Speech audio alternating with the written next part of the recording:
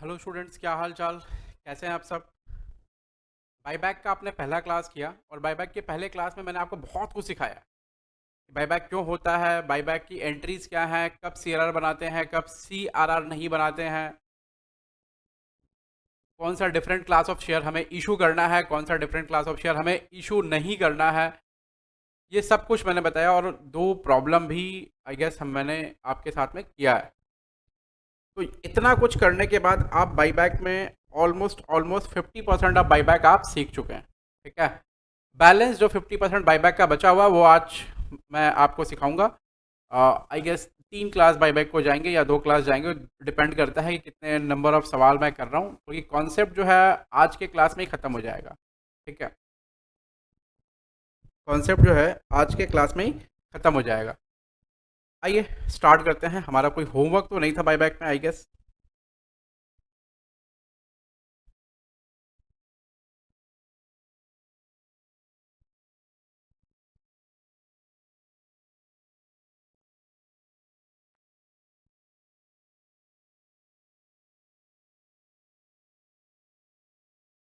चले आज के क्लास में हम स्टार्ट करेंगे सबसे पहले प्रॉब्लम से।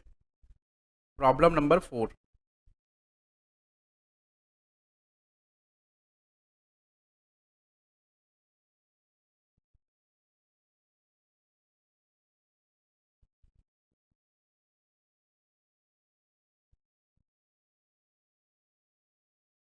Problem number 4।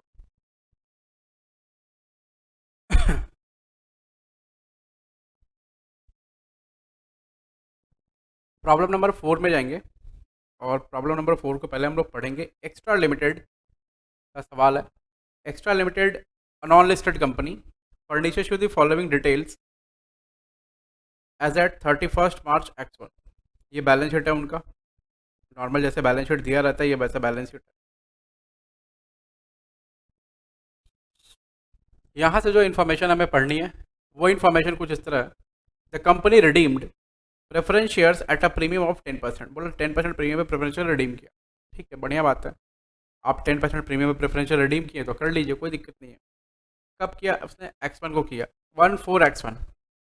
It is also bought back 3 lakh. It also bought back 3 lakh equity share of ₹10 each eight ₹30 पर शेयर। वो ₹30 पर शेयर के हिसाब से उसने 3 लाख शेयर को बाईबैक कर लिया। Okay, well and good. The payment for the above was made out of huge bank balances. उसके पास बहुत सारे पैसे थे, उससे उसने पेमेंट किया। Included in its investment were investment in own debenture. उसके इन्वेस्टमेंट में एक हेडिंग थी, इन्वेस्टमेंट में नॉन करंट इन्वेस्टमेंट 120 लाख का है, उसमें इन्वेस्टमेंट इन ओन डिवेंचर था। इसके लिए वर्किंग नोट दिया होगा, ये रहा, नहीं दिया है। 120 लाख रुपए का इन्वेस्टमेंट था, इन्वेस्टमेंट इन ओन डिवेंचर। ठीक है।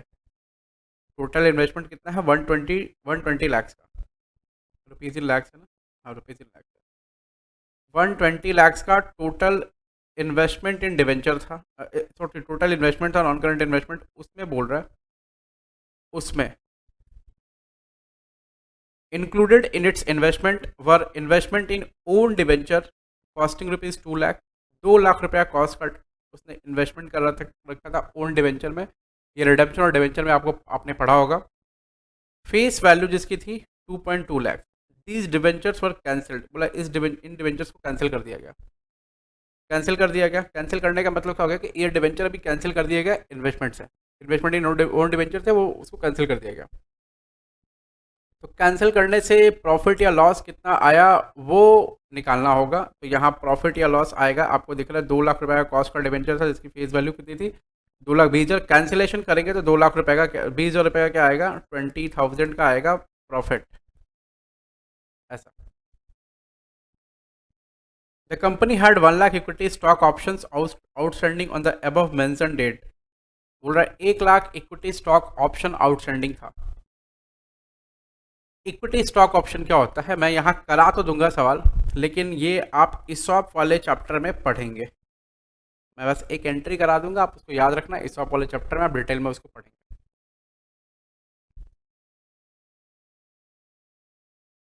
To the employees at ₹20 with the market price was 30।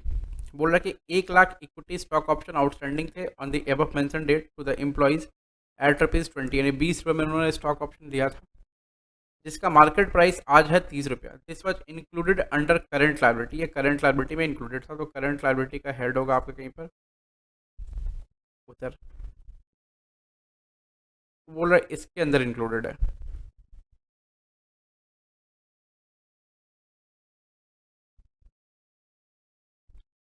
एक 4X1 को employees exercise their options for 50,000 share. बोला एक 4X1 को एम्प्लॉइज ने 50,000 शेयर का जो ईसॉप है वो एक्सरसाइज कर लिया। आपसे बोला गया जर्नल एंट्री पास करिए और एक बैलेंस शीट बना दी। पहले सबसे पहले तो भाई ये सवाल में लिख लो कि इंपॉर्टेंट सवाल है ये,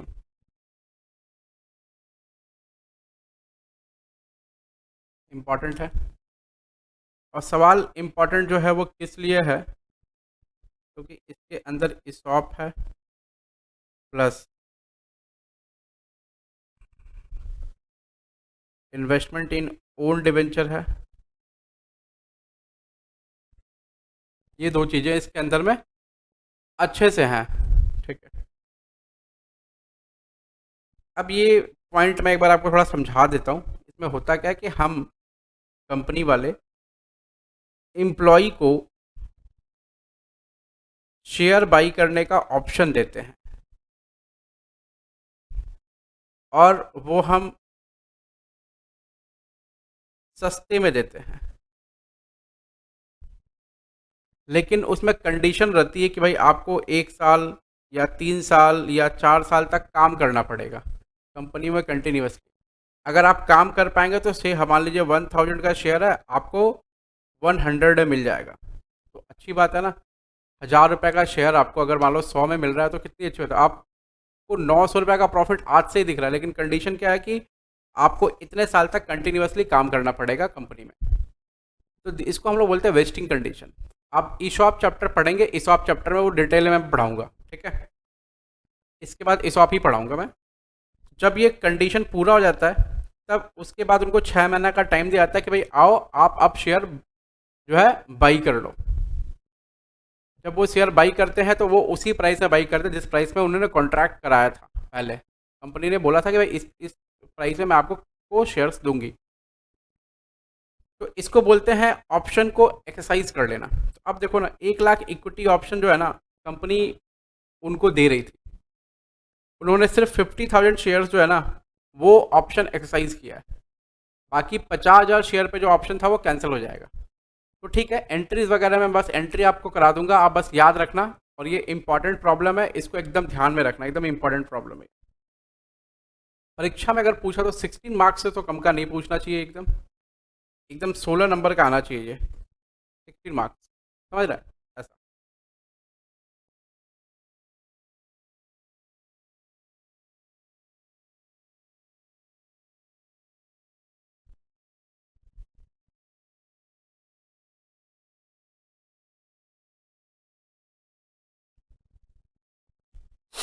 चलिए हम लोग सवाल को स्टार्ट करते हैं।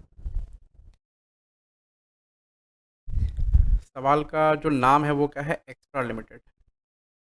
Extra limited, it's a good some.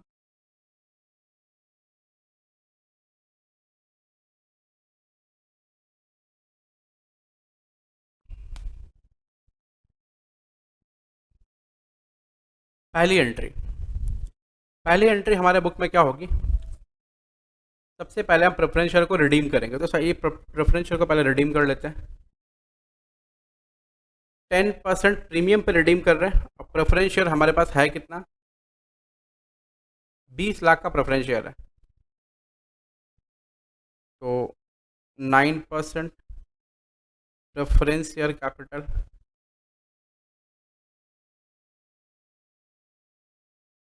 Debit, 9% preference share capital debit कितना रुपया, 20 लाख। यहाँ लिख दो रुपीज़ इन लैख, आप यहाँ रुपीज़ इन लैक्स लिख दीजिए, 20 lakh. Premium on redemption, premium on redemption of preference share debit 20 lakh का 10%, 2 lakh to preference share holder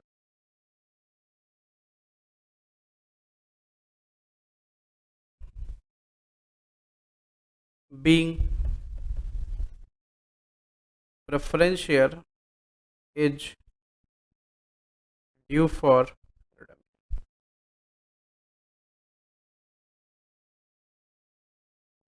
Being preference share is due for redemption. दूसरी एंट्री, प्रेफरेंस शेयर रिडीम होगा बेटा तो हमको क्या करना पड़ेगा, हमें बनाना पड़ेगा CRR। तो CRR बनाने के लिए क्या करेंगे हम लोग, रेवेन्यू रिजर्व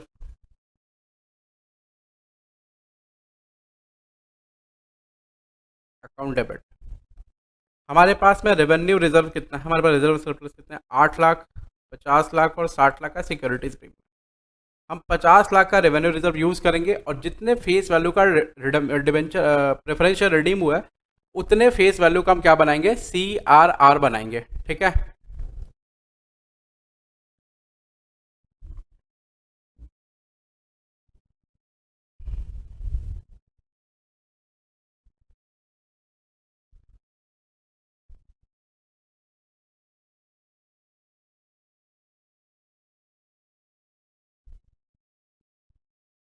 तो revenue reserve account debit 20 lakh to CRR 20 lakh being CRR created।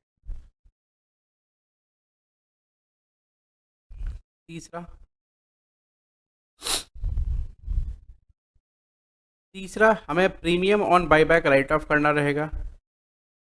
तो securities premium account debit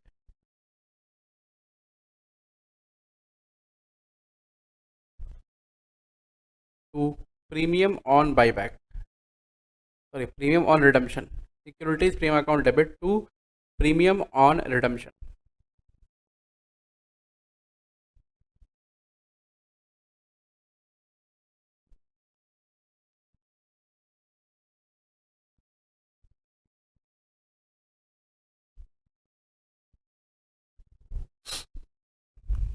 premium on redemption,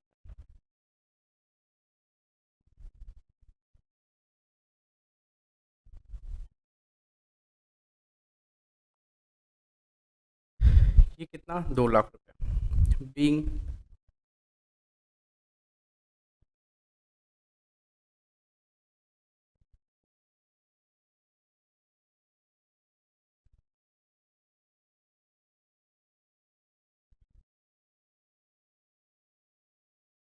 being premium on redemption bought back, being premium on redemption bought back।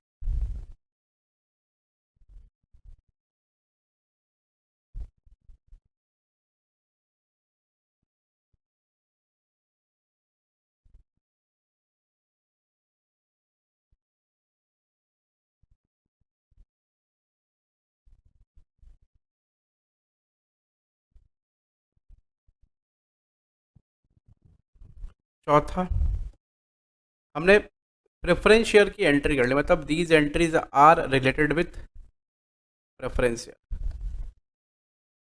These entries are related with preference share. अब चौथी entry, the fourth one, the चौथी entry अब क्या है इसमें देखो जरा, हमने ये पहला वाला पोर्शन कंप्लीट कर लिया, हमने प्रेफरेंस शेयर को रिडीम कर दिया। बस इसको देखो 16 नंबर का क्वेश्चन आएगा ना, तो मैं बता रहा हूँ आपको, एक तो बैलेंस शीट पे वो 4 नंबर रख देंगे, 4 मार्क्स ऑन बैलेंस शीट, ठीक है, उस पर वो 4 नंबर रख देंगे। उसके बाद क्या करेंगे, वो इन सब पे नंबर रखेंगे, 1 2 3 4। अब ये मान लो 2 नंबर सब पे रख दिया, 8 नंबर हो गए आपके, मान लो 8 नंबर, तो हो गया 12 नंबर। अगर ये 12 का आया तो यहाँ ख़त्म कर देंगे। अगर 16 नंबर का सवाल आया तो फिर इसमें हो सकता है कि वो एक एक नंबर सब पे बढ़ा दें, 3 3 नंबर कर दें। तो आप हर एक पॉइंट करेंगे उस पर आपको नंबर मिलेगा। समझ रहे हैं आप? मतलब आप कभी भी परीक्षा में कोई सवाल छोड़ें ना। परीक्षा में आप कोई भी सवाल को हल्का ना लें। परीक्षा में आप पूरा सवाल अटेम्प्ट करें, अटेम्प्ट करने के पश्चात ही आपको पूरा नंबर मिलेगा। ठीक है, आप जितना अटेम्प्ट करेंगे ना आपको उतना मार्क्स मिलेगा। आप अगर ये सोचें कि भैया मेरे को नहीं आ रहा, इसमें 2 पॉइंट नहीं आ रहा, 3 पॉइंट नहीं आ रहा, या कोई पॉइंट नहीं आ रहा, मैं नहीं करूँगा, तो that would be very bad thing. उससे आपके नंबर ही जाने वाले हैं। ठीक है, आपको जितना आता है, जहाँ तक आता है, जो आता है आप अटेम्प्ट करो प्रॉब्लम को, और प्रॉब्लम को करो। इंस्टीट्यूट को जहाँ तक सही मिलेगा आपका डेटा, आपको वो नंबर प्रोवाइड करेंगे ही करेंगे। ये बात एकदम फिक्स है बेटा। समझ रहे हैं आप? ओके, चलिए। बोल रहा है it also bought back 3 lakh equity shares of ₹10 each eight ₹30 the payment for the above was made out of huge bank balance. तो इनके पास बैंक बैलेंस की कमी नहीं है, बहुत पैसा। ठीक है, तो 3 lakh equity sir by back कर रहे हैं। अब हमें बाई बैक की एंट्री करनी है, तुम समझो। तो बाई बैक के लिए क्या लिखते हैं बेटा हम लोग? Equity share capital account debit, equity share capital account debit, ऐसा। Equity share capital account debit लिखने के बाद क्या लिखते हैं सर? 3 लाख है, 10 कितने रुपए का एक शेयर है? शेयर का प्राइस देख लो कितने रुपए का है एक शेयर है? 10 रुपए का एक शेयर है। 3 लाख इंटू 10, 30 लाख रुपया हो गया। बाई बैक कितने में कर रहे हैं? 30 में, मतलब ₹20 क्या है? प्रीमियम है। Premium on by back, premium on by bank account debit, premium on by bank account debit कितना? 3 लाख शेयर पे ₹20 करके 60 लाख। उसके बाद 2 equity share holder account, equity share holder account 90 lakh, being equity share due for by back, share due for by back.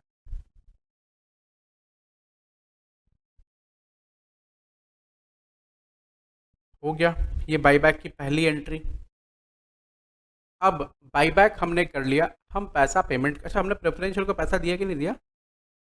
ओ भाई, preferential वालों को पैसा नहीं दिया, चलो ठीक है इसमें दे दो। इक्विटी वालों को पहले पैसा दे दो। मैं भूल गया, आप यहीं पर प्रेफरेंशियल वालों को पैसा दे देंगे। ठीक है, यहीं पर इसी जगह 3 के नंबर के बाद 4 नंबर में। Equity share holder account debit, equity share holder account debit, account debit 2 bank account 90 lakh. 6 number preference share holder account debit,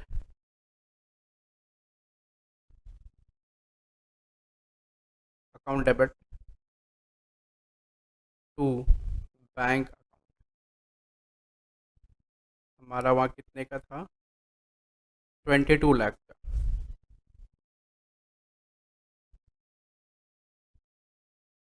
7 number entry पर आ जाओ। अब नेक्स्ट एंट्री क्या होगी? हमने पेमेंट कर लिया, प्रीमियम ऑन बायबैक को राइट ऑफ कर दो। Securities premium account debit, securities premium account debit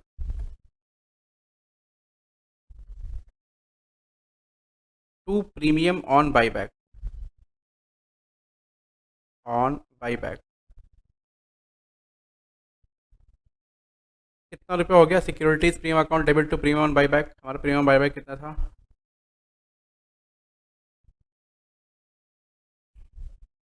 60 lakh. Check करो सिक्योरिटीज प्रीमियम बैलेंस है कि नहीं। सिक्योरिटीज का अमाउंट था 60 लाख, हमने 2 लाख ऑलरेडी यूज़ कर लिया है। ठीक है, सिक्योरिटीज प्रीमियम का अमाउंट था 60 लाख, हमने 2 लाख ऑलरेडी यूज़ कर लिया है। इसका मतलब कितना बैलेंस बचा हमारे पास है? 58 लाख। अब हम वहाँ से 58 लाख ले सकते हैं और बैलेंस हमको जहाँ से लेना है हम वो ले सकते हैं।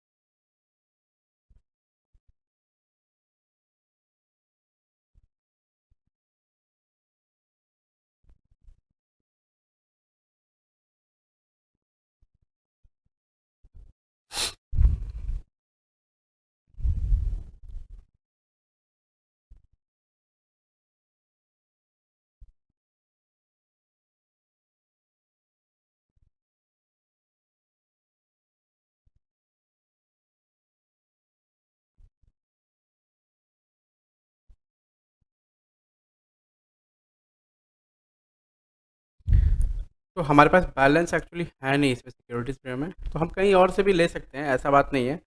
रेवेन्यू रिजर्व में कितना है, 50 लाख का बैलेंस है और यहाँ 60 लाख का बैलेंस है। एक सेकंड रुक जाओ, हमने कितने का बना लिया है वो, 20 लाख का, और 40 लाख बचा हुआ है।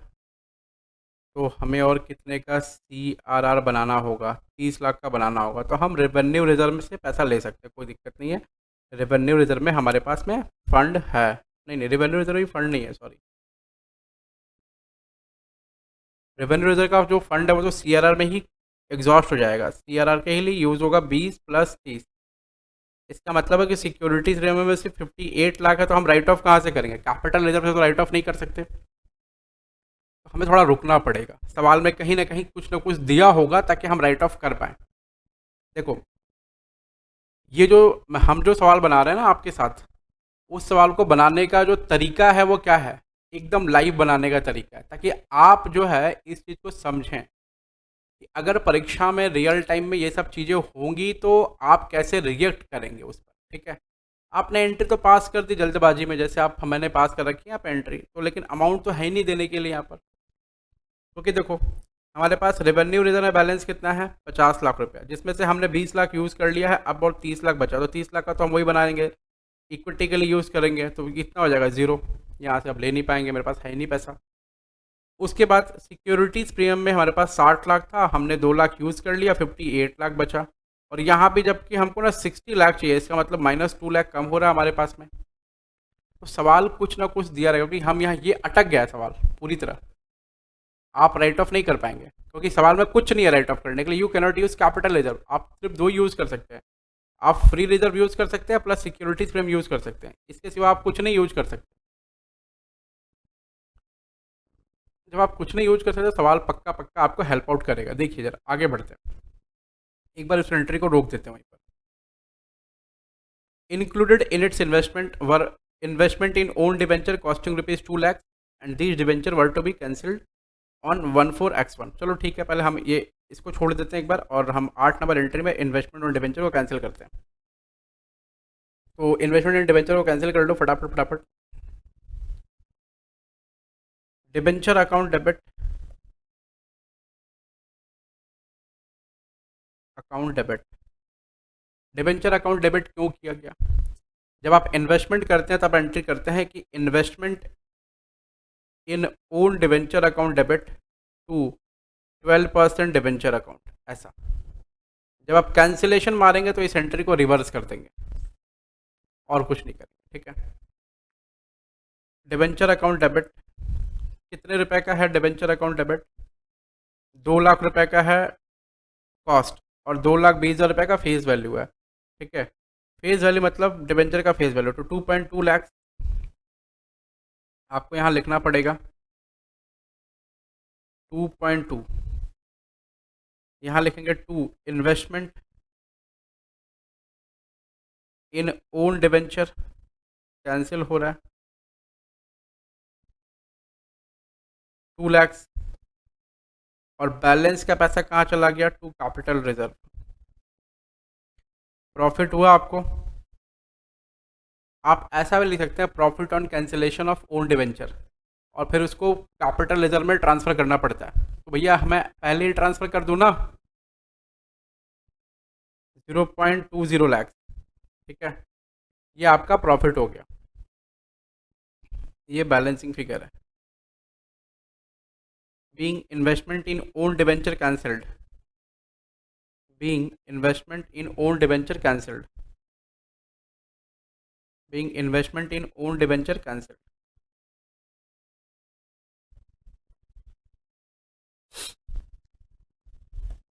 Being investment in own debenture cancelled, ठीक है। 9 नंबर एंट्री,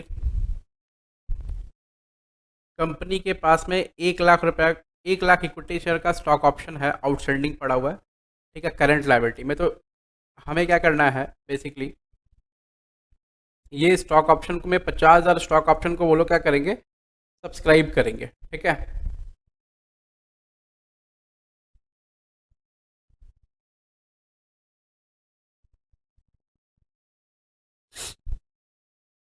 किस पे सब्सक्राइब करेंगे वो लोग, 20 पे सब्सक्राइब करेंगे।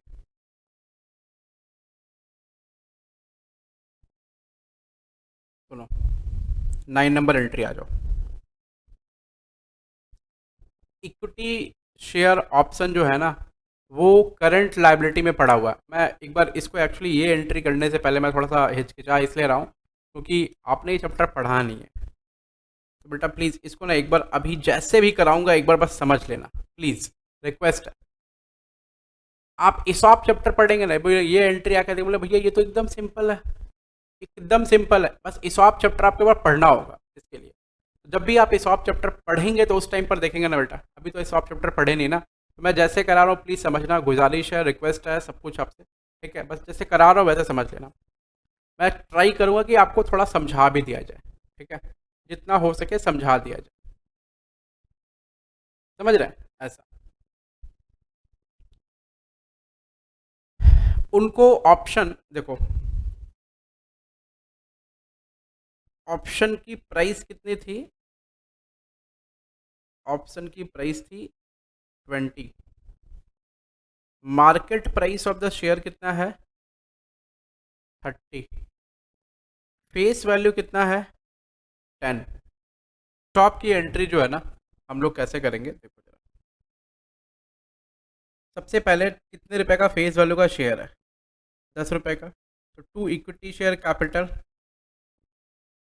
50,000 शेयर वो लोग एक्सरसाइज किए हैं, इंटू 10, 5 लाख। आप जो है इसको मैं डिटेल में, मैं इसॉप वाले चैप्टर में पढ़ाऊंगा, जो इसके ठीक बाद पढ़ाऊंगा, ठीक है। अभी बस आपको एक काम करना है, ये एंट्री बस आपको समझ लेनी है। कितना रुपया एक्स्ट्रा दे रहे हैं हम फेस वैल्यू से ऊपर, मार्केट प्राइस के हिसाब से कितना रुपया एक्स्ट्रा हो रहा है, मार्केट प्राइस के हिसाब से कितना रुपया एक्स्ट्रा हो रहा है फेस वैल्यू के ऊपर, 20 रुपया, तो वो चला जाएगा सिक्योरिटीज़ प्रीमियम में, सिक्योरिटीज़ प्रीमियम 20 इंटू 50,000, 50,000 इंटू 20 रुपया, कितना हो गया 10 लाख।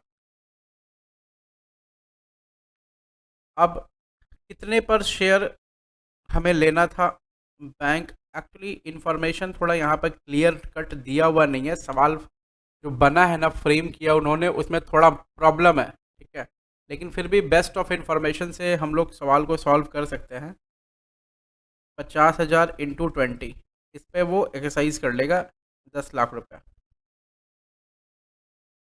उसके बाद इक्विटी शेयर ऑप्शन आउटस्टैंडिंग बोल के एक अकाउंट खुलता है, अकाउंट डेबिट, इसको हम कैंसिल कर रहे हैं यहाँ पे, और इसमें होगा 50,000 इंटू 10, हम मान रहे फेयर वैल्यू 10 रुपया ही था, तो 5 लाख रुपया। बस आप ये एंट्री याद रखो, ठीक है, अच्छे से।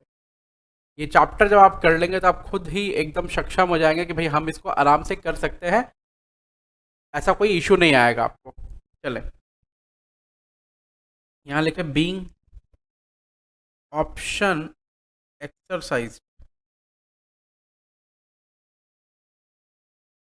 ऐसा 10 नंबर एंट्री में आ जाए अब आप। अच्छा एक काम कर सकते हैं, हमारे पास सिक्योरिटी प्रीमियम का बैलेंस कितना, 10 लाख रुपया आ गया ना। अब हम आराम से यहाँ पर राइट ऑफ कर सकते हैं इसको, 60 लाख, आप राइट ऑफ कर लो 60 लाख रुपया।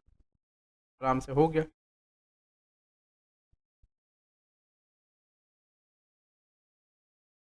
दस नंबर एंट्री में आ जाते हैं। अभी इसके बाद क्या बचा हुआ है एंट्री, ये देखो, और कुछ नहीं है, सब खत्म हो गया। ठीक है, तो अल्टीमेटली हमें क्या करना है अब?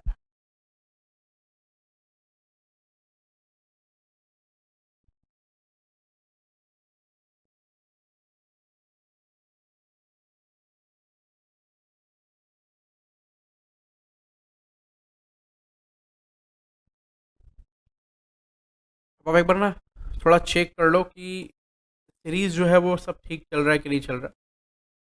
प्रेफरेंस शेयर हमने रिडेम्पशन को ड्यू करा, रेवेन्यू रिजर्व सीआरआर बनाया हमने, सिक्योरिटीज प्रीमियम हमने उसको राइट ऑफ कर दिया, फिर इक्विटी शेयर बायबैक ड्यू किया हमने, फिर इक्विटी शेयर वालों को पेमेंट किया, प्रेफरेंस शेयर वालों का पेमेंट छूट गया था वो पेमेंट हमने किया, फिर उनका प्रीमियम ऑन बायबैक को राइट ऑफ किया, फिर डिवेंचर को कैंसिल किया, उसके बाद ऑप्शन को एक्सरसाइज किया। ओ, एक चीज़ नहीं बना है, सीआरआर ऑन दिस, इनका सीआरआर नहीं बना है इक्विटी शेयर वालों का, तो ये सीआरआर बना दो, मैं भूल गया था, आप वहीं बना के रख देंगे।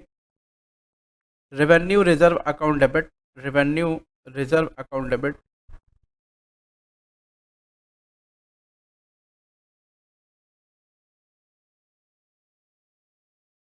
टू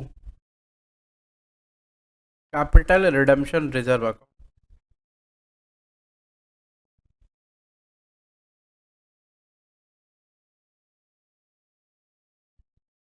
अमाउंट कितना है बेटा?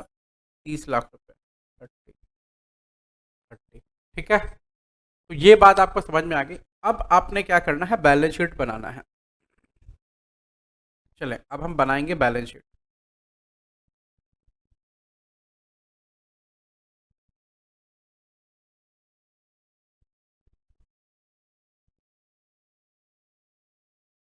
बैलेंस शीट बनाने के लिए एक बैलेंस शीट ड्रॉ करिए पहले।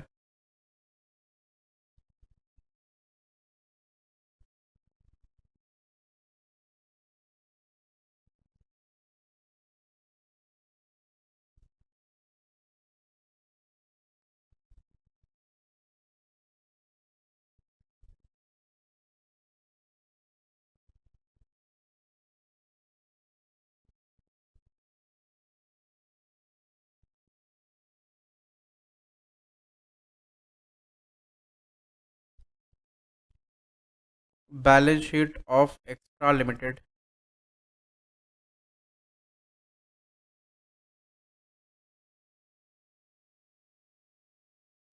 डेट क्या रहेगा? 14x1,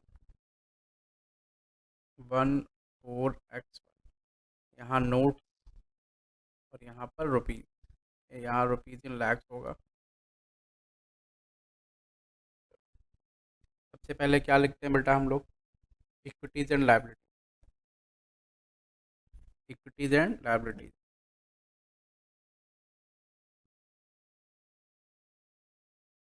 इक्विटीज़ एंड लायबिलिटीज़ लिखते हैं।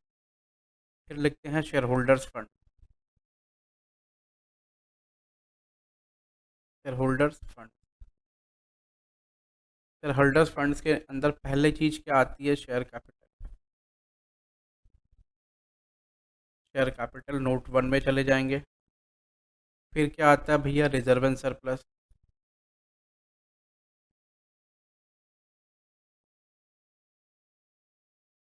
के लिए नोट 2 में चले जाएंगे। फिर आती है क्या? नॉन करंट लायबिलिटी आती है, non current liability. Non current liability में क्या आता है? नॉन करंट लायबिलिटी में long term borrowing, long term borrowing. देखो आज डिफरेंट तरीके से बना रहा हूँ, जल्दी जल्दी। नोट नंबर 3 में चले जाएंगे। फिर आता है करंट लायबिलिटी, करंट लायबिलिटी में जो आएगा वो लिख देंगे। आप इनके बैलेंस शीट को चेक कर लें, इनके बैलेंस शीट में करंट लायबिलिटी में सिर्फ ट्रेड पेबल है और कुछ नहीं, तो यहाँ ट्रेड पेबल लिख दें आप।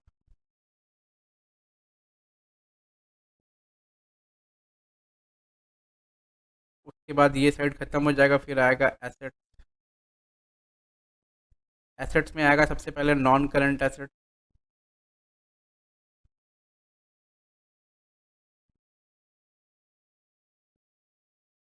नॉन करंट एसेट्स में पहला क्या आता है, टेंजिबल एसेट।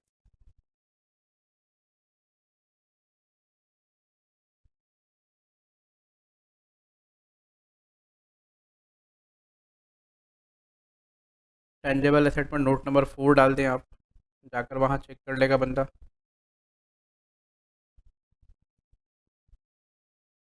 फिर आता है इन्वेस्टमेंट। इसमें देखो क्या लिखा हुआ है, इन्वेस्टमेंट 120 का है इन्वेस्टमेंट। फिर cash and cash equivalent current asset में, ये नोट नंबर 5 डाल दें। फिर करंट एसेट में जाएंगे,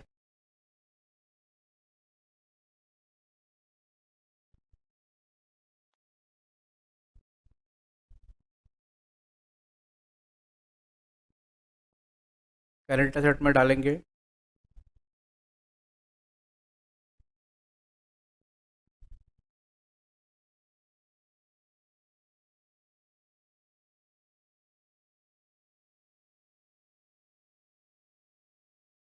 cash and cash equivalent.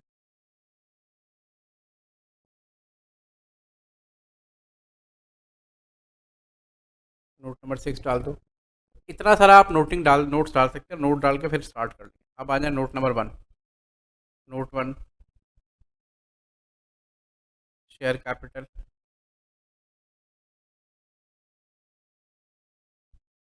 Share capital में आप देखें आपके पास क्या क्या है और क्या क्या था।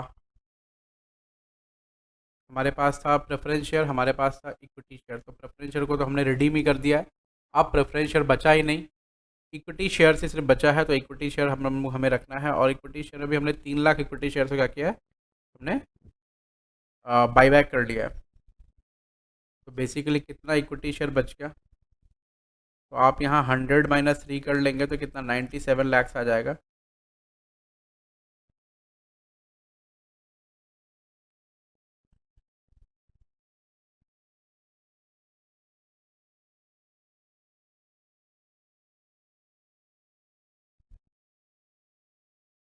इक्विटी शेयर कैपिटल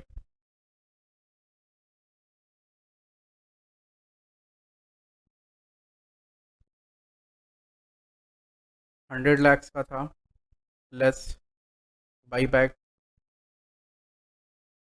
कितने का हो गया, 3 का हो गया, less add new issue under ESOP. हमने इशॉप में इशू भी किया है, कितने फेस वैल्यू का इशू किया ऊपर जाकर चेक कर लेंगे आप। 5 लाख रुपया फेस वैल्यू का इशू किया हमने, यहाँ लिख देंगे 5 लाख। 97 + 5 102 लाख, ये हमारा इक्विटी शेयर हो गया।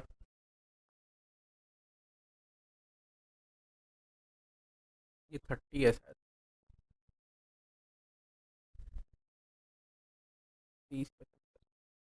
25 लाख हो गया। Note number 2, reserve and surplus.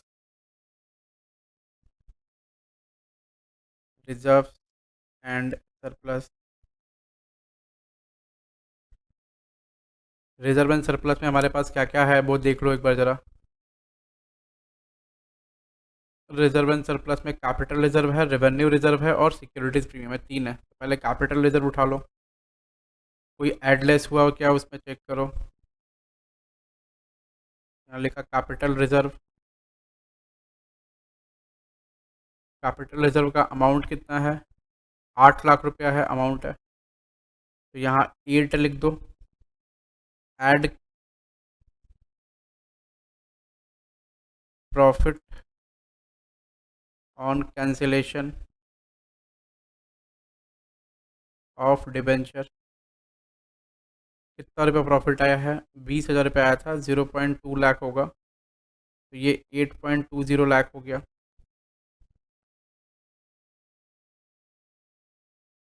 उसके बाद रेवेन्यू रिजर्व है हमारे पास में कितने का, 50 लाख रुपए का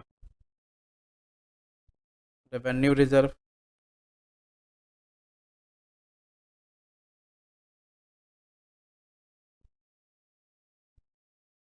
उसमें माइनस कर दो 50 लाख का रेवेन्यू रिजर्व, लेस जो रेवेन्यू रिजर्व है वो किस बात का है, आपको किस जगह यूज़ हुआ है?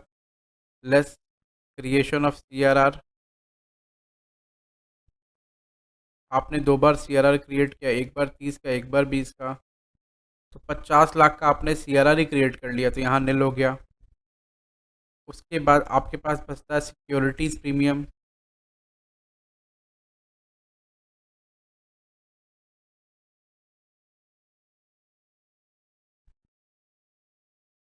सिक्योरिटीज़ प्रीमियम रिजर्व कितने का है आपके पास में? 60 लाख का बैलेंस शीट में दिख रहा है। 60 लाख, आपने उसको यूज़ किया है 2 lakh. Premium on redemption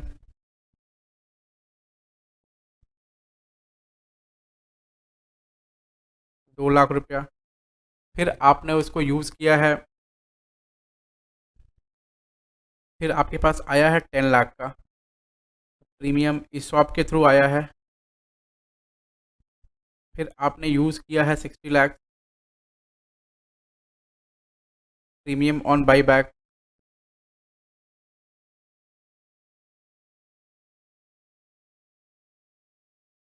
60 lakh, तो कितना बचा? 8 बच रहा है। तो 8 लाख रुपए का आपके पास क्या बच गया?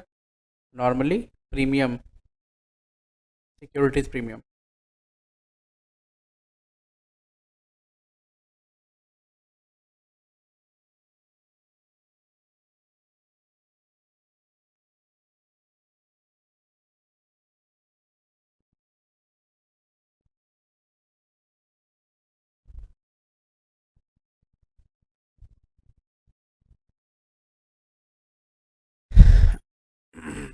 उसके बाद एक चीज़ और है,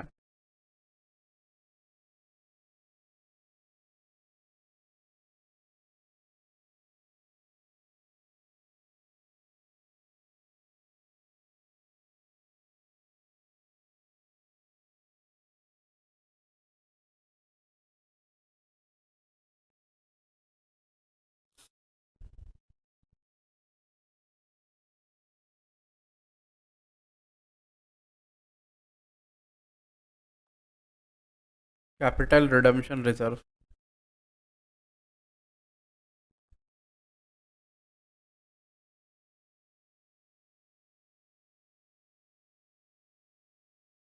50 लाख रुपया। तो 8 लाख, 8 लाख, 16 लाख, 50, 66.2 लाख।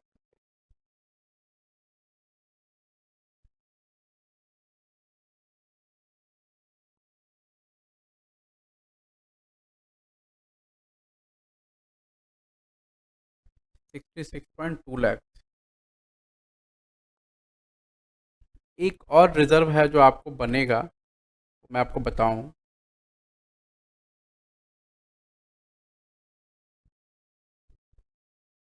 आप जब ये ईसॉप कैंसिल करते हैं ना,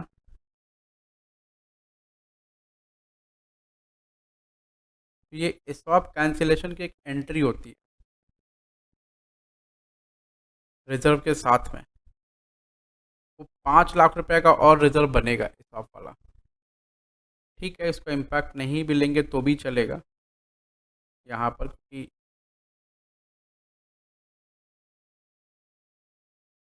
66.2 आप ऐसा लिख लो, मैं नोट में डाल दूंगा।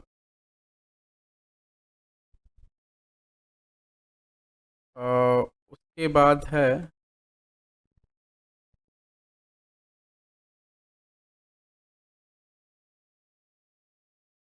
लॉन्ग टर्म बोरोविंग में चेक करना क्या है। लॉन्ग टर्म बोरोविंग में हमारे पास में डिवेंचर था ना, नोट नंबर 3। 10% डिवेंचर है 4 लाख रुपए का।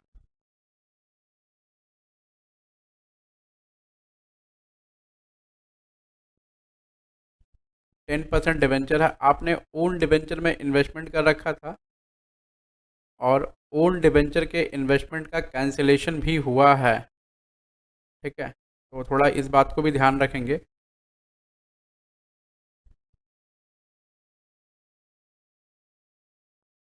नोट नंबर 3 में आ जाए। वो थोड़ा बड़ा सवाल है। डिबेंचर 10% डिबेंचर,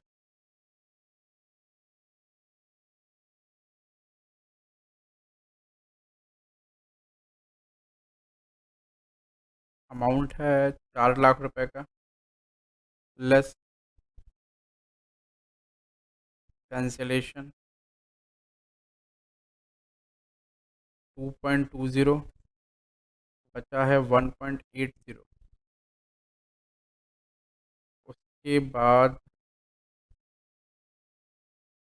ट्रेड पेबल है, तो ट्रेड पेबल हम यहाँ लिख लेंगे। आइए, एक साइड का तो हमने कर लिया, ये हो गया 75, 66.20, ये हो गया 1.80। ट्रेड पेबल में आप 70, कितना है वो, 70 माइनस 5, 65 लाख लिख सकते हैं। इधर नॉन करेंट एसेट में आपको पीपीई लिखना पड़ेगा। पीपीई हमारा कितना है, 50 लाख का पीपीई है। तो आप डायरेक्टली पीपी में कुछ हुआ भी नहीं, आप नोट नंबर नहीं डालेंगे तो भी चलेगा, आप लिख दिए तो डाल दो आप PP 50 lakh. Note 4 PPE 50 lakh का।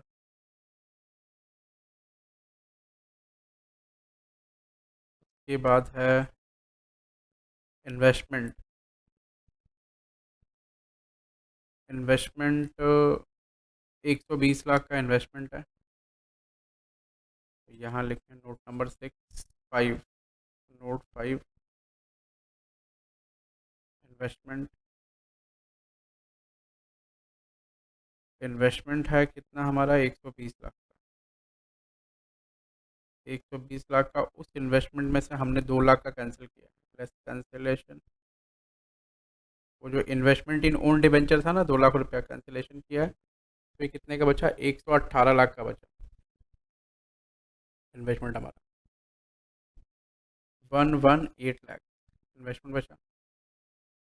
Note number 6 cash and cash equivalent. Cash and cash equivalent.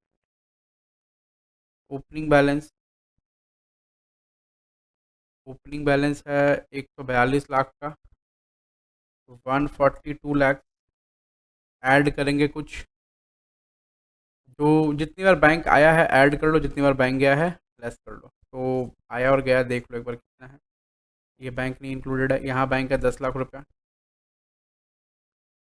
उसके बाद बैंक बैंक यहाँ बैंक 22 लाख माइनस है, 90 लाख माइनस है। ठीक है,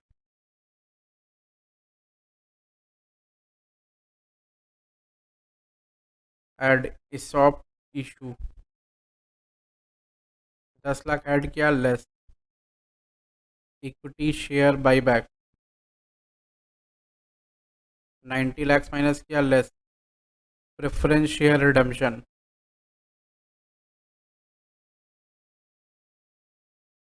22 लाख माइनस किया। टोटल कितना बचा, ये एक बड़ा सवाल है। 142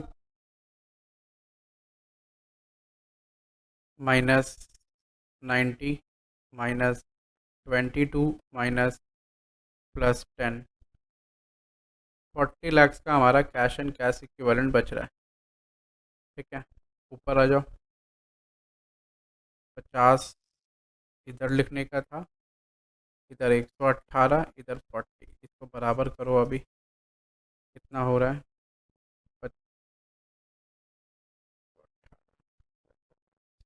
208, और इधर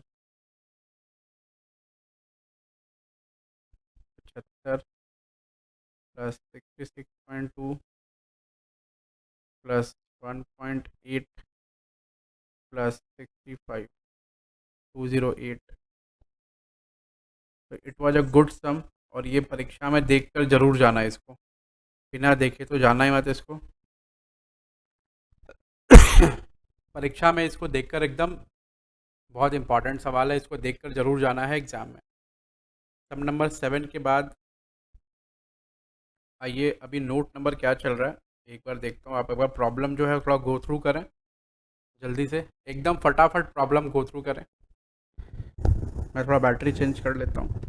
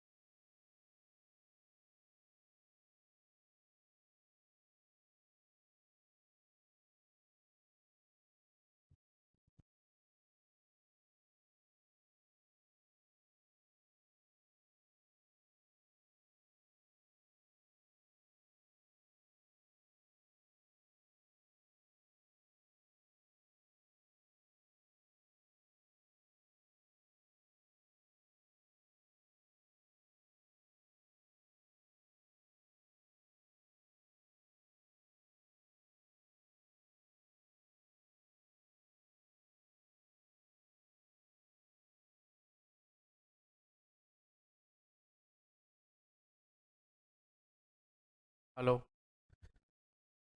तो ये बच्चा लोग ये सवाल कंप्लीट हुआ। अब हम नया नोट करेंगे, ठीक है। सबको एकदम स्क्रीन के सामने आराम से बैठे रहना। अब नए नोट की तरफ हम लोग बढ़ेंगे। हमारा जो नया नोट नंबर होगा वो क्या होगा, एक बार ज़रा देखते हैं। और नोट नंबर 4 हमने जनरल एंट्रीज करी थी। उसके बाद हमने कोई नया नोट नहीं किया। अब हम नया नोट नंबर करेंगे। नोट नंबर है 5। Note number 5।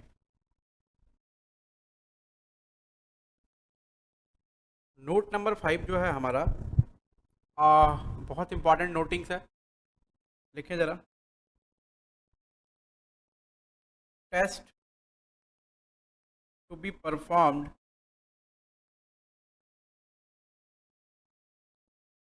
For buyback of share.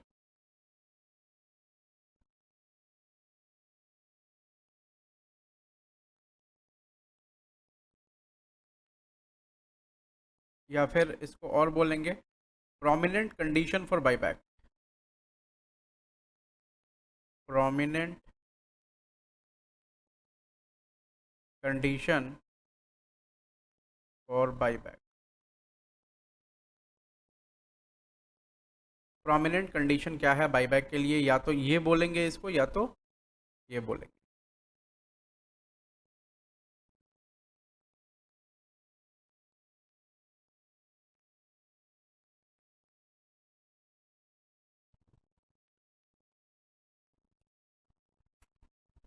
देखिए ज़रा क्या कंडीशन है, पहले ये एक बार देख लीजिए आप।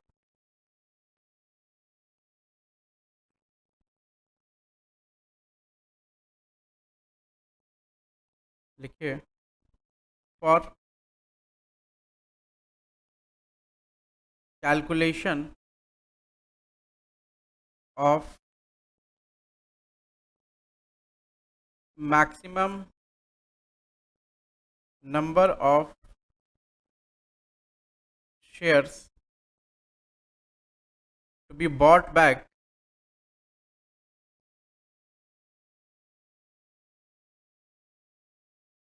we have to we have to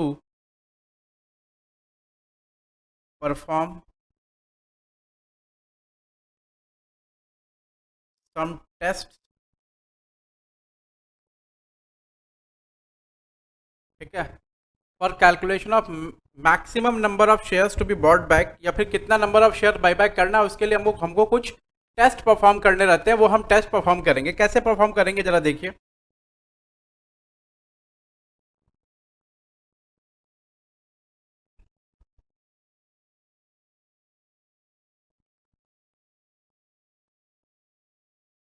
नीचे ये लिखिए,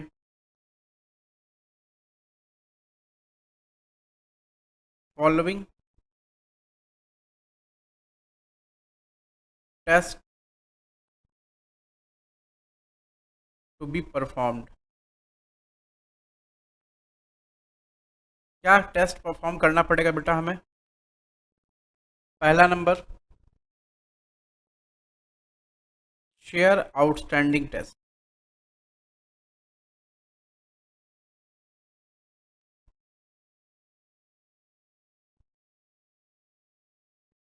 first one is share outstanding test. पहला है share outstanding test.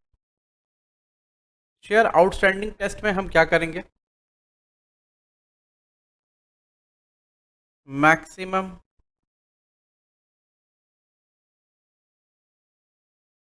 Number of shares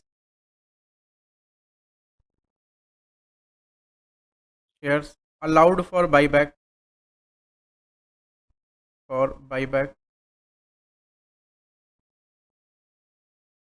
equal to present number of equity share outstanding, number of equity share outstanding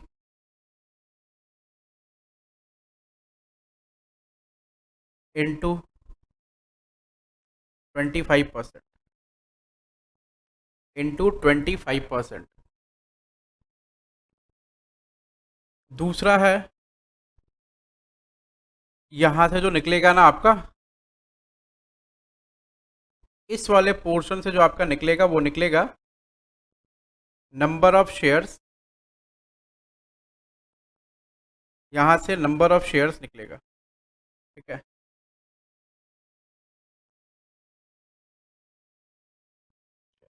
ठीक है। मतलब पहले हमें क्या करना है, पहले हमें जो करंट में इक्विटी शेयर्स आउटस्टैंडिंग है हमारे बैलेंस शीट में पड़े हुए हैं, मतलब बैलेंस शीट में दिया हुआ शेयर्स इंटू 25%, और कुछ नहीं करना है।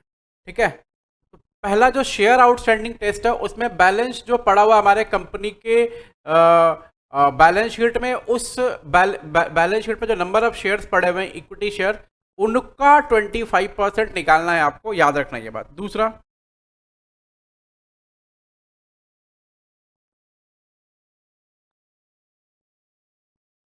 दूसरा है resource test.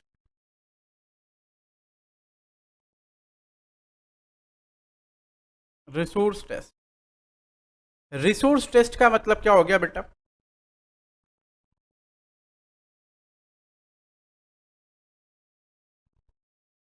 Maximum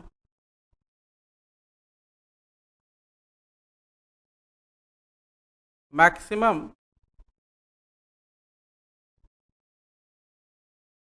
number of shares to be bought back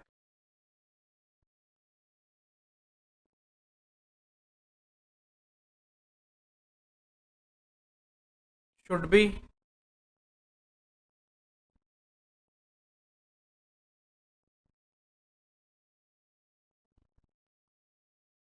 should not be more than more than should not be more than 25% of paid up capital and free reserves, free reserves, paid up capital and free reserves। फिर इसमें हम कैसे निकालेंगे maximum number of shares, maximum number of shares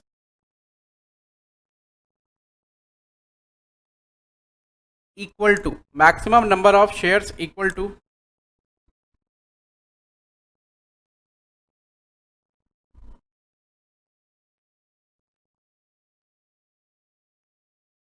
to maximum number of shares equal to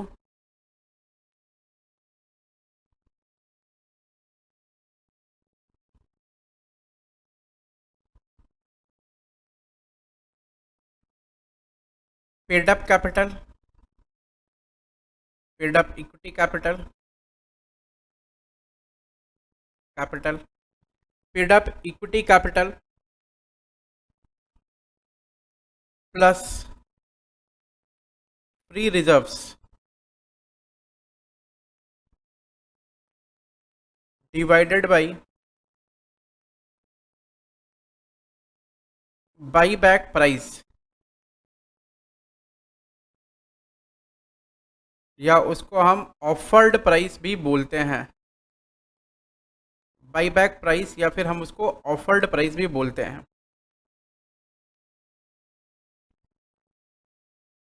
एक छोटी सी चीज लिखना, free reserves या includes securities premium, free reserves या इंक्लूड्स सिक्योरिटीज प्रीमियम। यहां पर एक बहुत काम की चीज है बेटा, फ्री रिजर्व्स जो है ना बच्चों, वो उसमें सिक्योरिटीज प्रीमियम इंक्लूडेड रहेगा, मतलब जितना भी रिजर्व्स आपका सब कुछ लेना है इंक्लूडिंग सिक्योरिटीज प्रीमियम। ठीक है, जितना भी मतलब फ्री रिजर्व्स होना चाहिए, और फ्री रिजर्व्स के अंदर सिक्योरिटीज प्रीमियम है। बाईबैक के कंडीशन में ही बोला गया है कि आप बाईबैक के लिए सिक्योरिटीज प्रीमियम यूज कर सकते हैं। समझ आ रहा है? समझ आ रहा था? ठोको ताली, जल्दी जल्दी एकदम फटाफट। तीसरा है हमारा, the third one is debt equity ratio test. Debt equity test. Debt equity test में क्या है बेटा, समझना। डेट इक्विटी टेस्ट में क्या है, सबसे पहले मैं यहाँ लिख थोड़ा सा एक बार, मैं थोड़ा सा ये लिख देता हूँ, राइटअप, हल्का सा राइटअप लिखता हूँ मैं, ठीक है, हल्का सा एकदम राइटअप लिखूंगा मैं, ठीक है।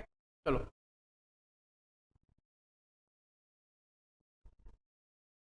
After buyback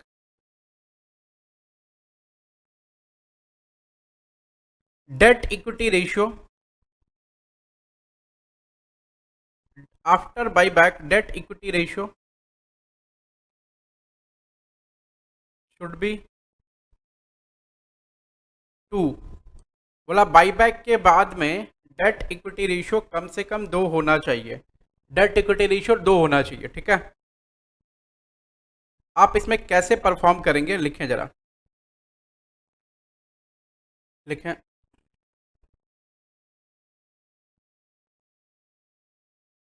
first compute maximum, first compute minimum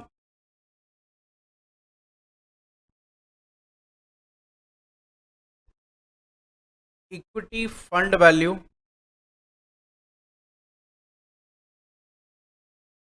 to be maintained, to be maintained after buyback. First compute minimum equity fund value to be maintained after buyback. पहले आप ये कंप्यूट कर लो, ये कंप्यूट कर लिए,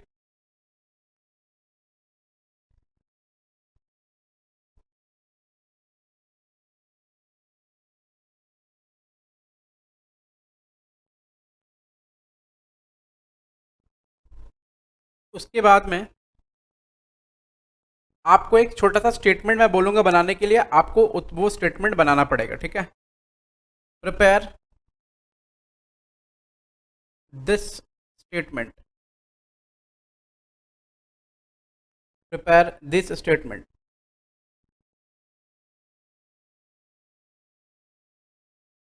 क्या प्रिपेयर, क्या स्टेटमेंट बनाना पड़ेगा, ये एक स्टेटमेंट बना देना।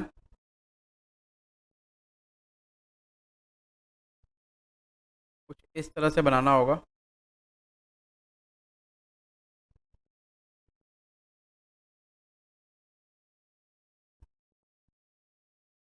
लिखना है यहाँ पर ऊपर, हेडिंग लिख देना,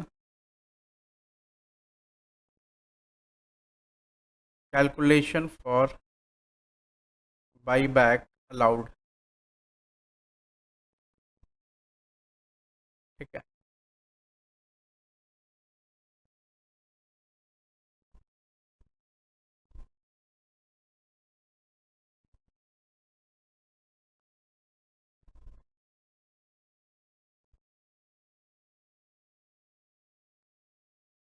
देखो मैं ये बता रहा हूँ आपको एकदम ऐसे बता रहा हूँ जैसे आपको एकदम इजी रहेगा, ठीक है। यहाँ पर रुपीज़ लिख देना, ये पर्टिकुलर्स लिख देना अगर मन होगा तो, नहीं तो कोई दिक्कत नहीं है। स्टेटमेंट में कुछ इंपॉर्टेंट उतना फॉर्मेट वाइज नहीं है। ए नंबर लिखना, लोन फंड या फिर डेट। सबसे पहले आपको कंप्यूट करना है minimum equity fund value to be maintained after buyback. Okay okay, एक सेकंड रुको जरा, एक चीज़ छूट गया मेरा, एक सेकंड, थोड़ा सा मैनेज कर लो ना। और ये कैसे कंप्यूट करना है, ये कंप्यूट करना है लोन फंड्स या फिर डेट डिवाइडेड बाई 2, ये आपको निकालना होगा इस तरह, ठीक है।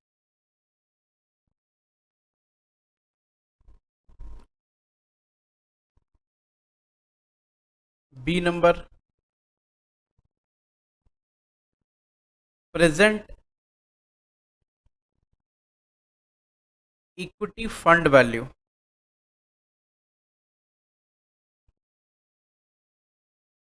मैं जहां जहां इक्विटी फंड वैल्यू लिख रहा हूं ना, वहां वहां याद रखना, आप मार्क करके रखना सब। देखो यहां मैंने लिखा है, यहां भी लिखा है। इसका मतलब क्या है? Equity share capital plus free reserves plus securities premium. C number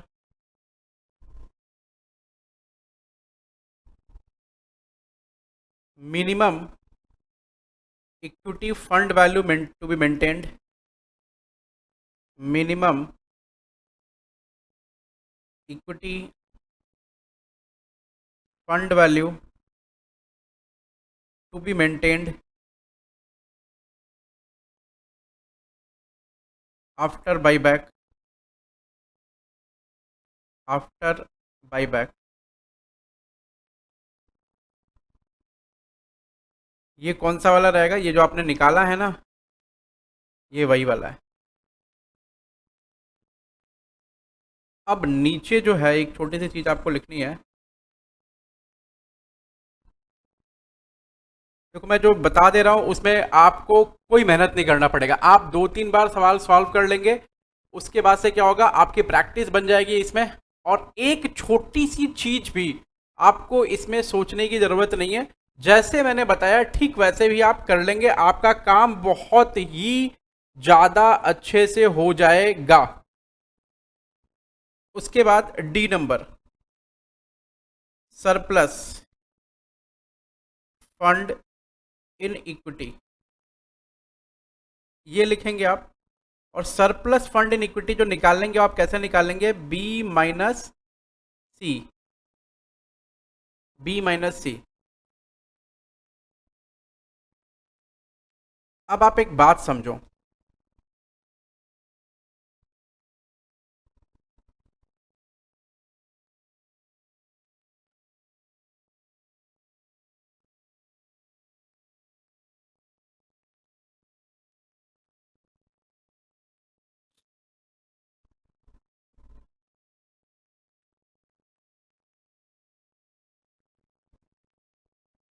अगर ये पॉजिटिव आया, ठीक है, if positive figure comes then go for share calculation below, ठीक है। If negative figure comes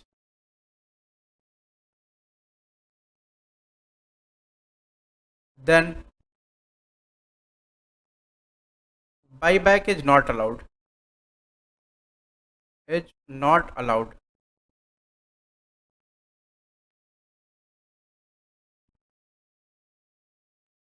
stop the process।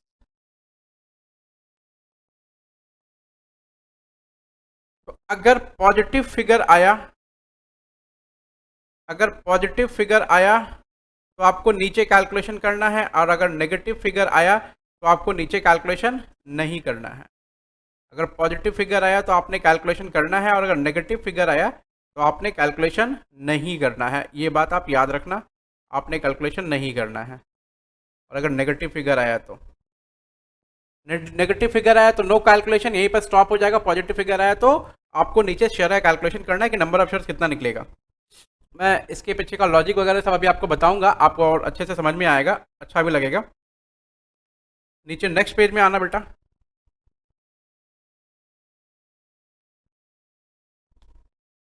Next page में आने के बाद में अब अभी हम शेयर रिवर्सल टेस्ट में ही चल रहे हैं, ठीक है। पहला बुलेट, दूसरा बुलेट, अब तीसरा बुलेट। गलती होने का चांसेस जीरो, पक्का एकदम। Calculation of maximum number of shares bought back.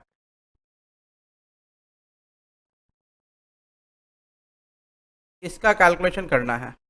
अब अब ये कैसे होगा? देखो, उसने debt equity ratio test pass कर लिया। Let maximum share to buy back is X. हमने माना मैक्सिमम शेयर जो बाईबैक होगा वो होगा एक्स। उसके बाद नीचे एक्स इक्वल टू, नीचे X equal to present value of equity fund, equity fund minus minimum equity fund to be maintained, equity fund to be maintained. आप इसको ना एक बार 1 मिनट के बाद लिखना, मैं पहले लिख लूँ इसको ठीक से, उसके बाद लिखना। मैं पहले लिख लूँ उसके बाद लिख। Minimum equity fund to be maintained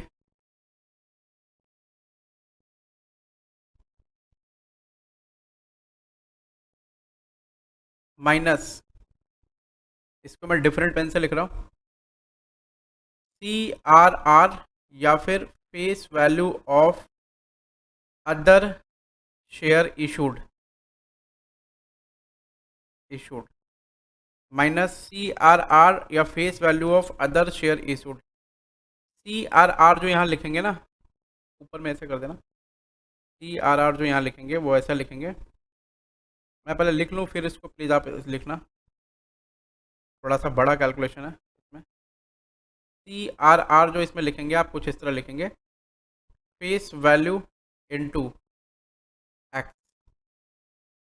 face value into x. CRR equal to होगा face value, CRR equal to होगा फेस वैल्यू इनटू एक्स।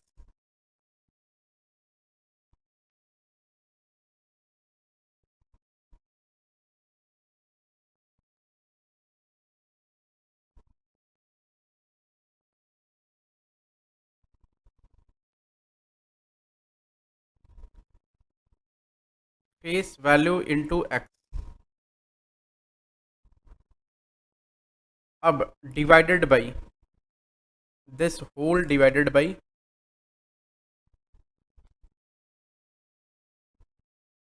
यानी this whole divided by buyback price,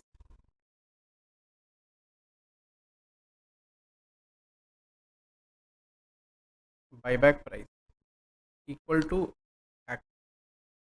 अब एक बार लिख लो आप, तब मैं समझाता हूँ फिर इसको। एक बार लिख लो, पहले फटाफट लिख लो, तब मैं समझाता हूँ।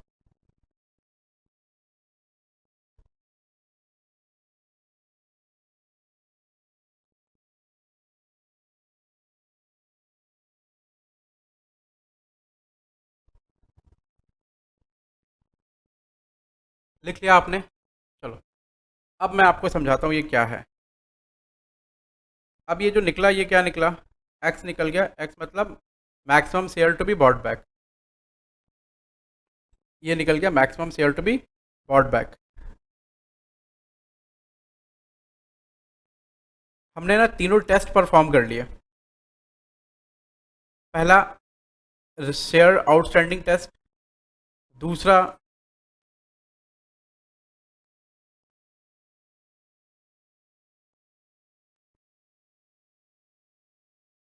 रिसोर्स टेस्ट, तीसरा डेट इक्विटी टेस्ट। और डेट इक्विटी टेस्ट के बाद जो निकला हमारा नंबर ऑफ शेयर्स कितना आएगा वो हमने निकाल लिया। ठीक है, नंबर ऑफ शेयर्स आएगा, शेयर्स निकाल लिया। अब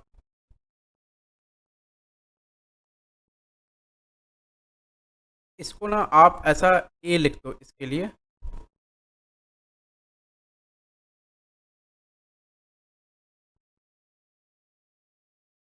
ठीक है, ए नहीं, आप नीचे नीचे लिखना। पैरा चेंज, टेस्ट खत्म हो गया आपके अभी। अब नीचे पैरा चेंज करना और लिखना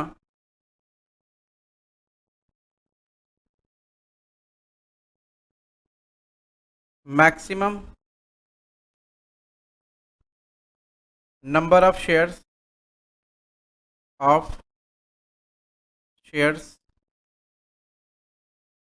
to buy back from above test. जो अबव टेस्ट लिए उससे maximum number of shares buy back कितने होंगे वो यहाँ लिखना। Lower of the following, lower of the following shall be taken, lower of the following shall be taken. पहला number share outstanding test,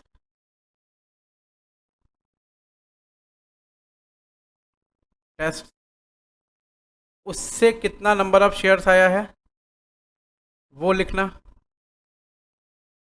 उससे कितना नंबर ऑफ शेयर आया है वो लिखना, यहाँ पर लिख दो नंबर ऑफ शेयर। दूसरा रिसोर्स टेस्ट,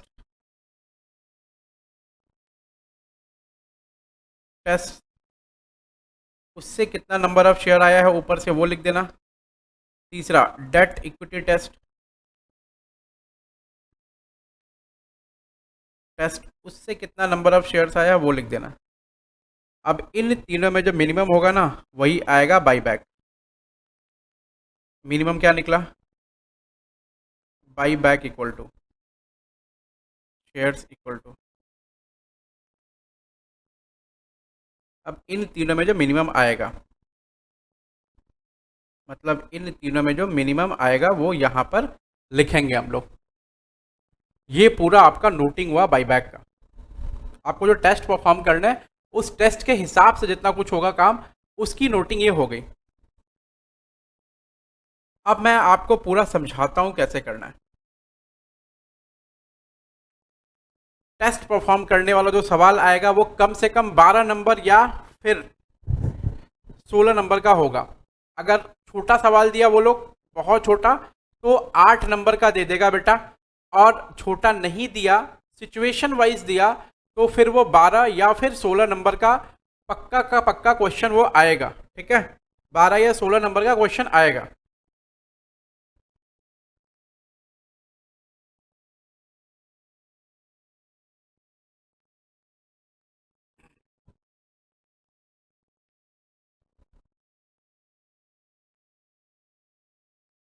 देखो सबसे पहले आपको क्या करना रहेगा, सबसे पहले आपको करना रहेगा कि आपको सबसे पहले परफॉर्म करना है क्या,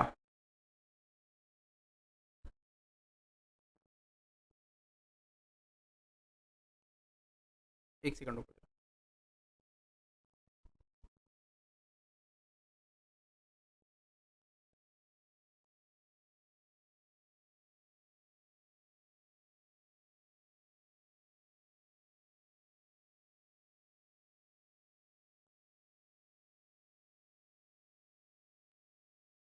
सबसे पहले आपको परफॉर्म करना है टेस्ट। अब ये जो टेस्ट परफॉर्म करना है उसमें कौन से टेस्ट हैं, वो 3 टेस्ट हैं बेटा।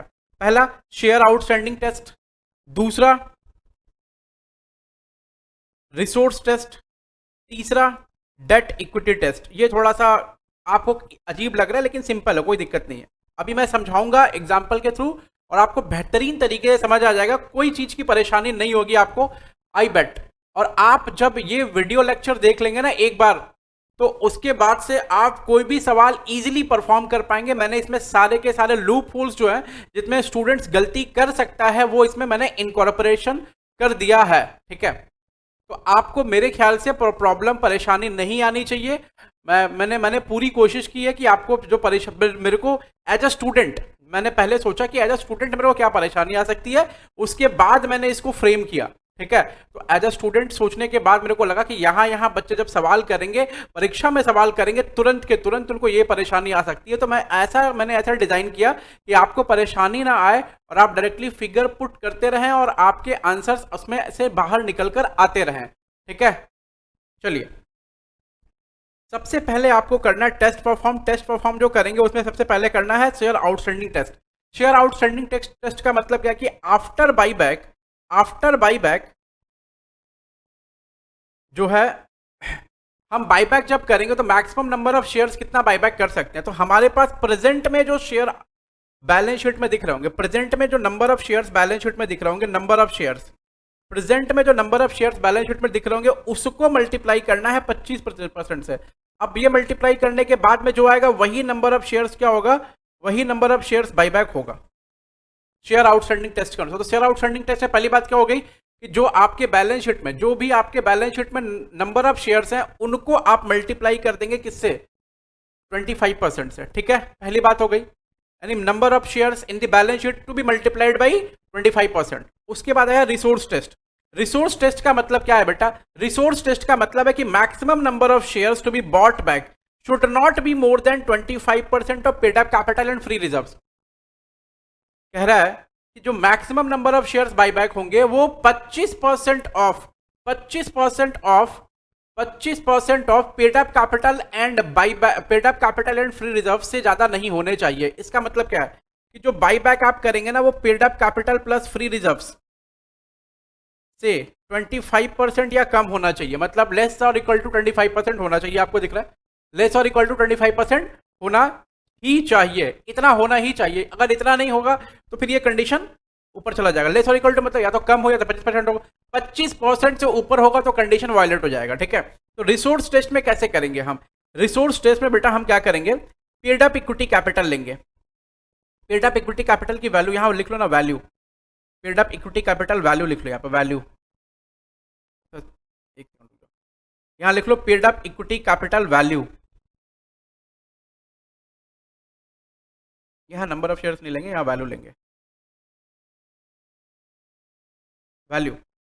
पेड अप इक्विटी कैपिटल की वैल्यू लेंगे, उसमें ऐड करेंगे क्या, फ्री रिजर्व्स।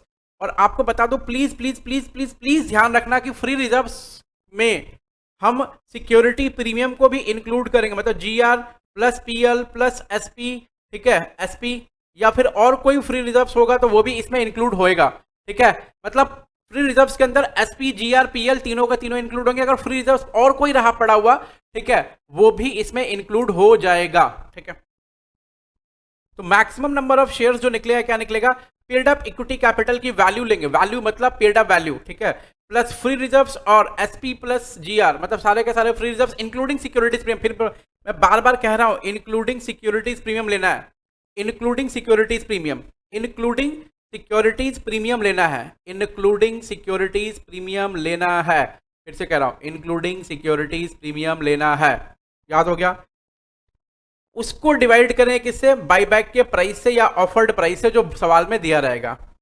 अब बाईबैक के प्राइस से क्यों डिवाइड कर रहे हैं भाई, क्योंकि ना हमारे पास में ये क्या है, ये भी वैल्यू है और ये भी वैल्यू है, तो बाईबैक के प्राइस से डिवाइड करेंगे तब नंबर ऑफ शेयर्स निकलेगा। समझ रहे हैं, तो यहां से जो आएगा वो आएगा maximum number of shares as per resource test. अब आ गया डेट इक्विटी टेस्ट। अब देखो, बोला कि after buyback date equity ratio maintain करना है 2।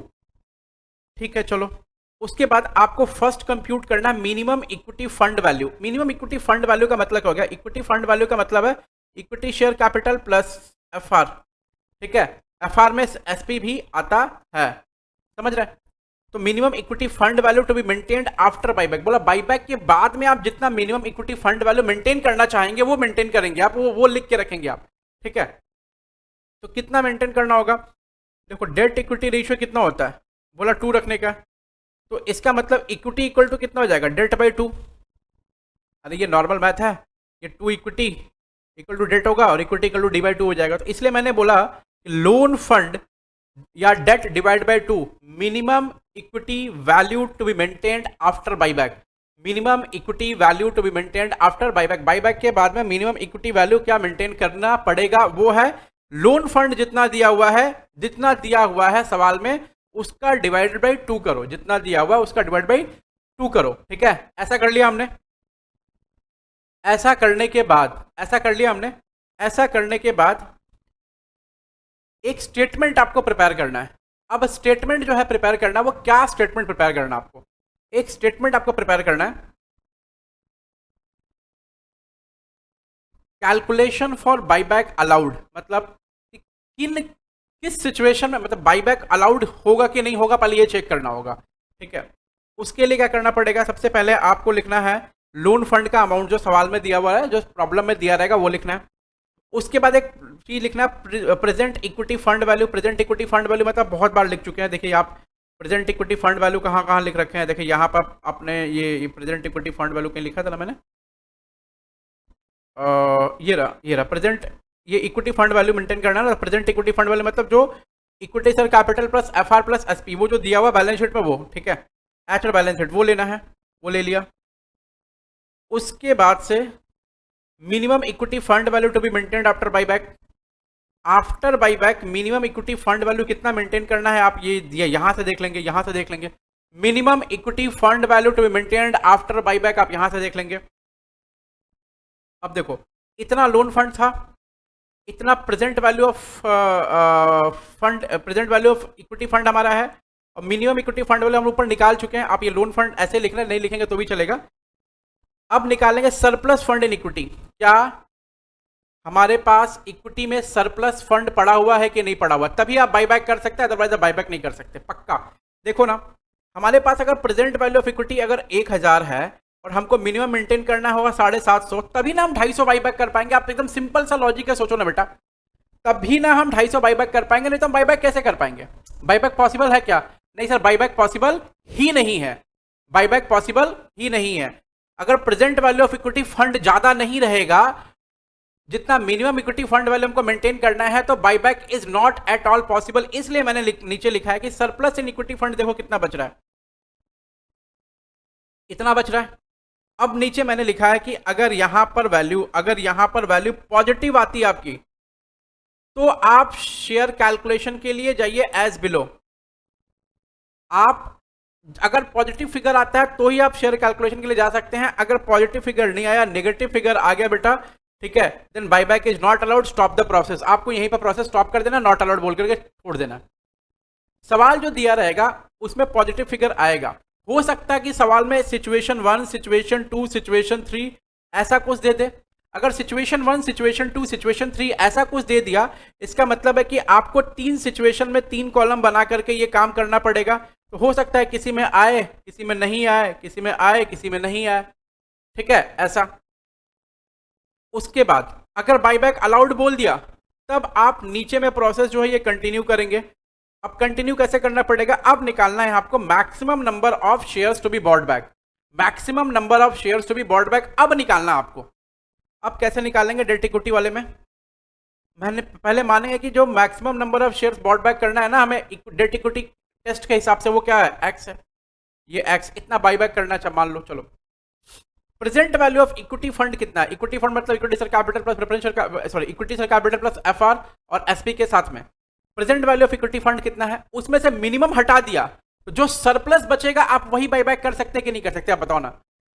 आप जो, अगर आपके पास में, सुनो ना, आपके पास में 1000 kg चावल है, राइस है, राइस, उसमें से ना आपको 700 किलो राइस जो है घर में स्टॉक में रखना है। इसका मतलब आप कितना किलो राइस खा सकते हैं, 300 किलो राइस खा सकते हैं, खा सकते हैं कि नहीं खा सकते। तो यही मैंने ऊपर में टेस्ट किया, तो इसमें से इसको माइनस करेंगे तो क्या निकलेगा, बाईबैक कितना कर सकते हैं, सिंपल सा बात है। अब देखो, अब ये भी बात है कि घर वाले आपको बोल दिए कि जितना किलो राइस आप खाएंगे उतना किलो राइस का पैसा आप घर में रख देंगे, जितना किलो राइस आप खाएंगे उतने किलो राइस का पैसा आप घर में रख देंगे। तो भैया हम 300 किलो राइस खा रहे हैं, तो 300 किलो राइस का पैसा हमको घर में रखना पड़ेगा।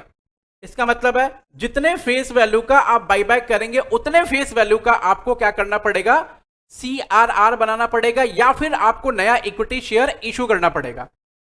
बात समझ में आ रही है, जितने फेस वैल्यू का आप बाईबैक करेंगे उतने फेस वैल्यू का आपको या तो CRR बनाना पड़ेगा या तो फिर number of shares, other kind of shares issue करना पड़ेगा। अब समझो, अब समझो, तुम्हारे पास 1000 किलो चावल है, यस है। तुमने 700 किलो चावल मिनिमम रखना है, यस रखना है, ठीक है। तुम 300 किलो का ये कर लो, क्या कर लो 300 किलो का लाके पैसा रख दो घर में, इसका मतलब घर में टोटल कितना नंबर ऑफ शेयर्स है, इतना आप खा सकते हैं। यही यही ये इतना आप खा सकते हैं, इतना ही आप खा सकते हैं। मतलब जितना तुम रख सकते हो उतना ही तुम खा सकते हो, सीधी सी बात है।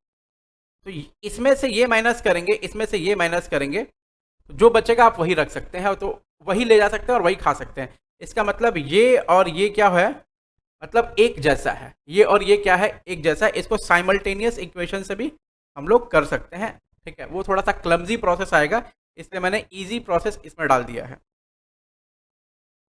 क्योंकि इसकी वैल्यू क्या रहेगी ना, फिक्स रहेगी। दोनों की वैल्यू एक्स की वैल्यू फिक्स रहेगी, इसीलिए अब यहाँ पर ये अगर एक्स और एक्स की वैल्यू दोनों वेरिएबल होती ना, तो फिर ये इक्वेशन बनता नहीं, तब हमको साइमल्टेनियस इक्वेशन बनाना पड़ता। अब देखो, अब क्या करेंगे आप, एक्स इक्वल टू, इंस्टीट्यूट के मैट में साइमल्टेनियस इक्वेशन बना के दिया हुआ है, present value of equity fund minus minimum equity fund to be maintained minus CRR या face value of other share issued. अब सीआरआर कैसे निकालेंगे, face value into x CRR होता है। देखो face value into x CRR मतलब जितना number of shares buyback करेंगे, जितना नंबर ऑफ शेयर्स बायबैक करेंगे, ये निकल गया ना। इससे जब ये दोनों वैल्यू बराबर हुई ना, तभी जाकर के ये हमारा साइमल्टेनियस इक्वेशन नहीं बन पाया, ठीक है। और फिर डिवाइड करेंगे बायबैक प्राइस से, तो आएगा क्या, number of shares bought back, कितना बायबैक करना है। अब देखो हमारे पास में फाइनली क्या फिगर आया, हमारे पास में टेस्ट जो हमने परफॉर्म किए हैं, उससे 3 फिगर निकला है। नंबर ऑफ शेयर्स आउटस्टैंडिंग, मतलब आउटस्टैंडिंग टेस्ट के हिसाब से शेयर निकला है, रिसोर्स टेस्ट के हिसाब से शेयर निकला है, और डेट इक्विटी रेशियो टेस्ट के हिसाब से शेयर निकला है। तो तीनों के हिसाब से हमारे पास शेयर्स निकले हैं, ठीक है। जब तीनों के हिसाब से हमारे पास शेयर्स निकले हैं, इसका मतलब है कि हमारे पास नंबर ऑफ शेयर्स मैक्सिमम कितना बायबैक हो सकता है, तीनों के हिसाब से आ गया। अब इन तीनों में लोअर लेना है, तो ये लिख लो, ये लिख लो, ये लिख लो। इन तीनों में जो सबसे लोअर होगा वही अमाउंट बायबैक किया जा सकता है, वही नंबर ऑफ शेयर्स बायबैक किया जा सकता है। अब बात समझ में आई कि नहीं आई? एक बार देखो, ये बड़ा प्रोसेस था, आपको मैंने समझाया, ये बड़ा प्रोसेस था।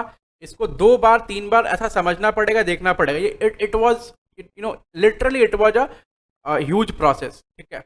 ये एक ऐसा बहुत बड़ा प्रोसेस था।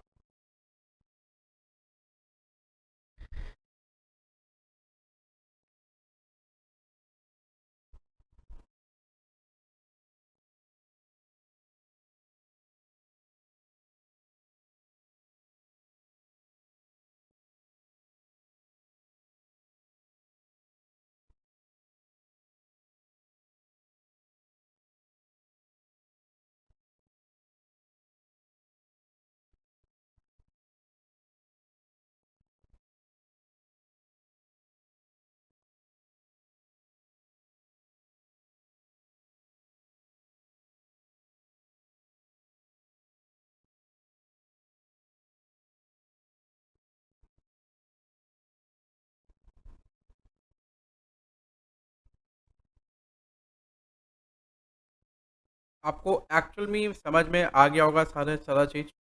अब हम इस पे सवाल करेंगे, तो अगर आज शायद आज टाइम नहीं है सवाल करने का, तो आज हम सवाल नहीं कर पाएंगे शायद इस पे। अगली क्लास जो हमारी आएगी उसमें शायद हम सवाल कर पाएँ इस पे।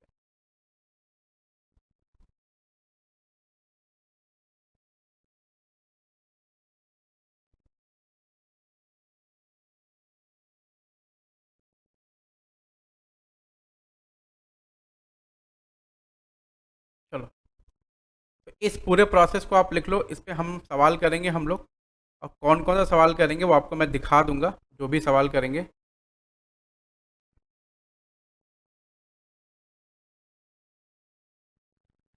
ठीक है बच्चों, तो फिर आज के लिए बस इतना ही, शुक्रिया। फिर मिलते हैं अगली क्लास में, तब तक आप इसको अच्छे से लिख लें, कर लें। इस पर अगले क्लास में बहुत सारे प्रॉब्लम्स हम करेंगे। Bye, good night.